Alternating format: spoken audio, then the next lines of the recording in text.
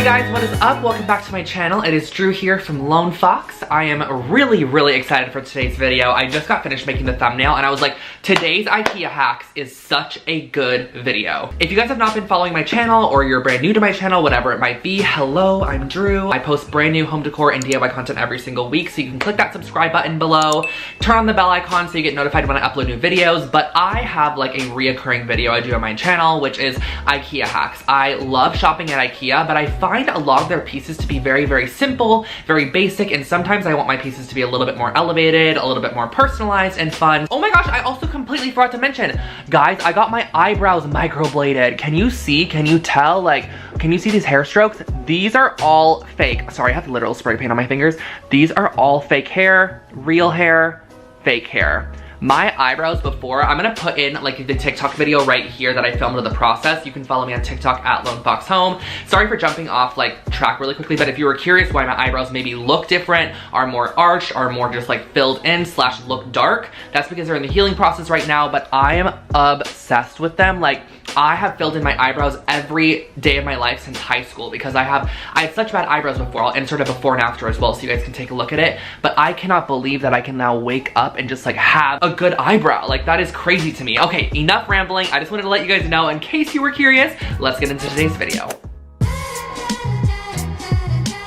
I wanted to kick this video off with a bang. So we are starting with a larger scale project. I'm using 2 of these IKEA Valter little wall mounts and also this Torslev, I hope I pronounced that right, rug.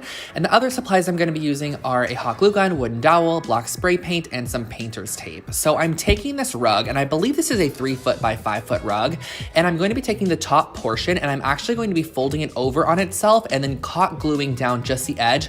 We're basically creating like a little pocket hole. That way we can stick the wooden dowel through. So just use a strong bond glue. Hot glue worked great. And then I'm using some paper towel and painter's tape to create a diagonal stripe across to this rug. And this is going to be on the bottom section of the rug. Basically, I am masking off the top portion and we're going to be spraying this with some black spray paint. I actually had to reposition it one time just to get it in the correct position that I wanted it in.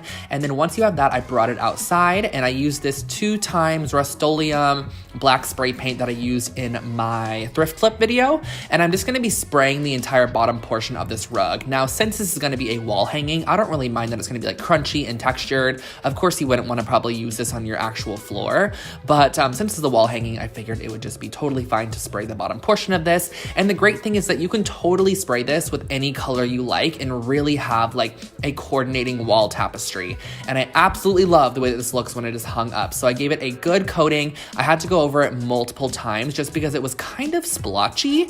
And then this is the cleanest reveal ever. I was worried, but look at this.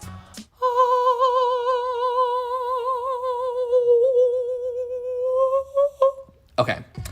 So that is what the bottom half of the rug looks like. And all you have to do to finish this off is just slip the dowel through the top portion, and then you're gonna mount the 2 wall brackets. And I just love how this is hung as opposed to a traditional tapestry. And this ended up costing about $36, which I think is great because it's pretty large scale.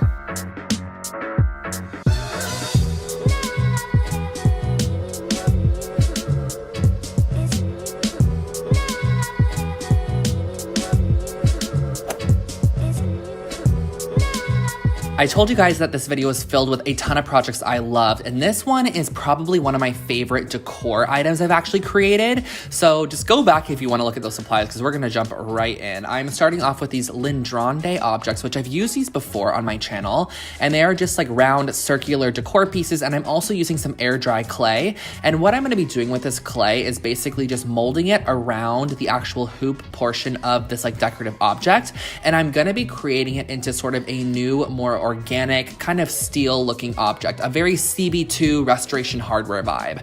I absolutely love pieces like this, but they typically cost anywhere from like $50 to $150 for just like one decorative object, but they're actually made of real metal. Of course, we're not doing that today. So I'm using a little bit of water and I'm just rubbing what I've already done. This literally looks sexual. I'm very sorry about that, but you know, you just got to do what you got to do. So I'm taking the water and just smoothing out the clay because basically we're just wanting to break down like the top layer of clay and make it just very, very smooth and clean, and you can really kind of like mold it and mend it to the shape you want. And I'm actually repeating the process on the larger one. Now, these circles at IKEA were actually on sale when I got them. I don't know why. I don't know if they're going out of stock, so definitely check your IKEA. The larger one I made a little bit more organic with thicker clay sections, and the right side, as you can see, that's smoothed and the left side is not. So that's kind of like showing you why I like to smooth them out. And then once they are dry, I went in with some of this obsidian stone texture spray paint and gave it a quick little spray just to give it a little bit more texture than it already had. And I sprayed the base as well because I knew I wanted to lastly go in and give a full coat of this matte farmhouse black spray paint to match my decor in my home. And I gave 2 coats of this total, and it just turned out absolutely incredible. I really, really love the outcome of this, and I was able to create both of these for $27.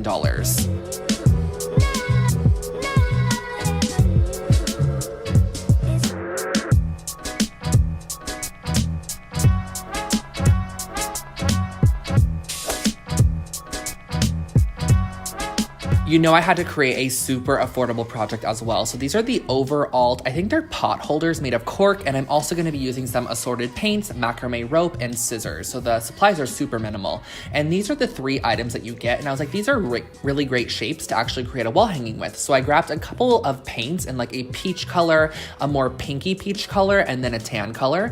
And I'm gonna be basically painting all 3 of these circles. So I'm doing 2 full coats. And when I tell you guys, this was so satisfying to paint. Something about how smooth this cork was and how it like soaked in the paint was just so nice. I loved it. So I ended up painting the medium sized one like a tan color. The largest one was more of a darker like salmony pink. And then the smallest one here is like a more lighter kind of like corally salmony pink. I wanted to do 3 shades that were very similar but still different at the same time, which you're going to be able to see in the end clips. So I ended up doing a total of 2 coats on all 3 of these objects.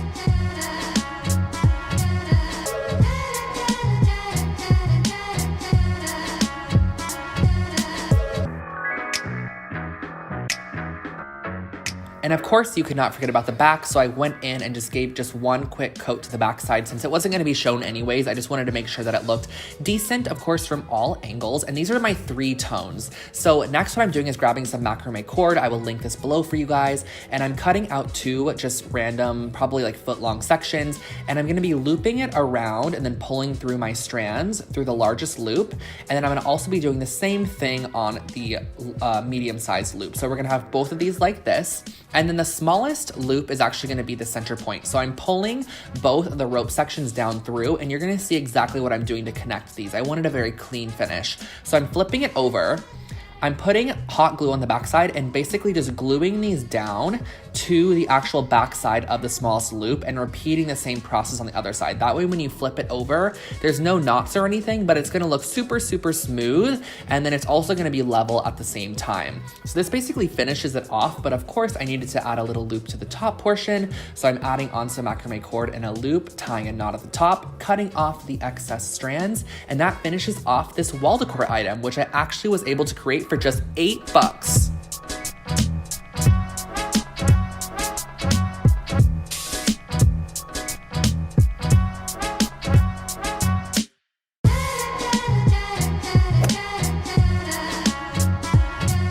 I always have to do like a little furniture item. So I'm starting off with 2 of these Dalskar wooden frames, and I'm also using what I think is a new tray to IKEA. It's like a restored wood looking tray, very West Elm, but for only $25. And the additional supplies are these L brackets and little miniature screws. And I'm also gonna be using a drill and a pen. So these are the L brackets, they're just from Lowe's. It's a couple bucks for a pack of 8.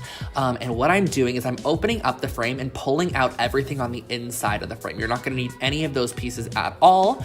And then what I'm doing is laying down my 4 L brackets on one of the ends of the frame. It's going to be the shorter end. And I'm gonna be drilling what are known as pilot holes. I learned this from my lovely friend Rachel, who is a woodworker here on YouTube. I don't know how to work the wood, but you know, I can try sometimes. So I'm using, that sounded awful, honestly. I'm using this drill bit that's really small and just basically creating starting holes for these miniature screws. It just makes it so that the wood doesn't split, and it just gives the screw an easier area to kind of drive into the wood. And I'm also doing the same exact thing on the underside of the tray. This is on the right side, I believe.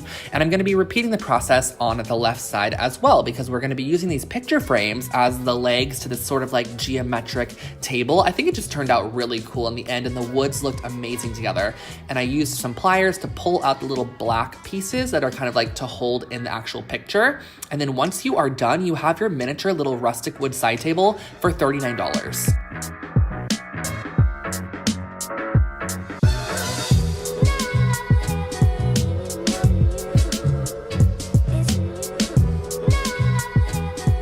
Okay guys, so those are my IKEA hacks for you today. I hope that you enjoyed this one, and I hope it gave you some insight or some tips or tricks. Next time you're shopping at IKEA, maybe you could pick up some of these items, then maybe rework them a little bit, whatever you want to do. And remember that everything's always personalizable. So like, for example, like the hanging decor piece, which I have right up there, you could definitely change the colors of that, whatever you want to do to it. You could change the wood color on the tray and like the leg. And yeah, let me know in the comment section below which one was your favorite project, which one you might want to be trying out, and also give this video a thumbs up if you did enjoy. And lastly, before jumping out, I'm just gonna plug my merch one more time, because why not? It is my video, I'm gonna plug my merch. So my merch is so cute. This is the visual interest tote bag. It comes in a t-shirt, there's some hoodies, there's some fun stuff. Link below, you can check it out if you would like to. Get it before Christmas time, and I will catch you all in my next video. Have an amazing rest of your day. Bye guys.